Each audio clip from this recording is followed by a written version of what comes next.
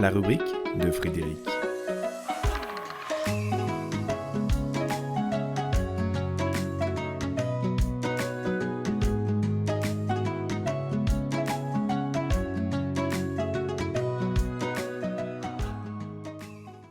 C'est possible. Le cœur a des raisons que la raison ne connaît pas. Possible. Les raisons se justifient sans que le cœur les assiste. Possible aussi. Mais le cœur et la raison peuvent aussi s'épouser pour donner au monde la touche d'unité qu'ils évitent quand ils font cavalier seuls.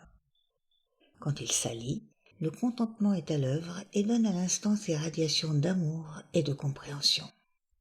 C'est possible quand le cœur et la tête s'entrelacent, s'embrassent, jusqu'à ne faire plus qu'un, quand on se perçoit partie prenante et constituante d'un tout auquel on coopère en comprenant la part qui nous revient et en l'assumant pleinement. C'est possible, mais cela exige du courage, car se reconnaître pour ce que nous sommes sans vouloir être plus, ni nous réfugier dans un moins confortable, demande discernement, humilité et confiance. Et pour cela, faut un certain courage. Se regarder en face sans se raconter d'histoire implique de se dégager des petits arrangements avec nous-mêmes qui laissent indemnes quand nous pourrions nous engager plus authentiquement.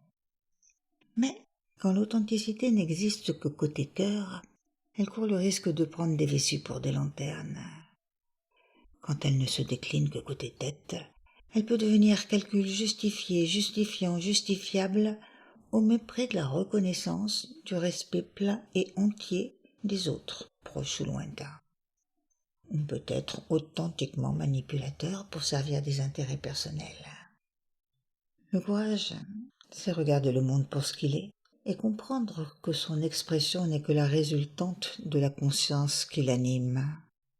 C'est vrai pour tout collectif, tout groupe ou tout individu.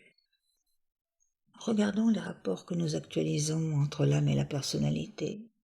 Soyons capables de les inscrire dans le grand mouvement évolutif et engageons avec courage le prochain pas qu'il nous revient d'accomplir. Sachant qu'il n'est pas celui de l'autre, le courage d'accepter la différence grandit et contribue à l'union tête et cœur.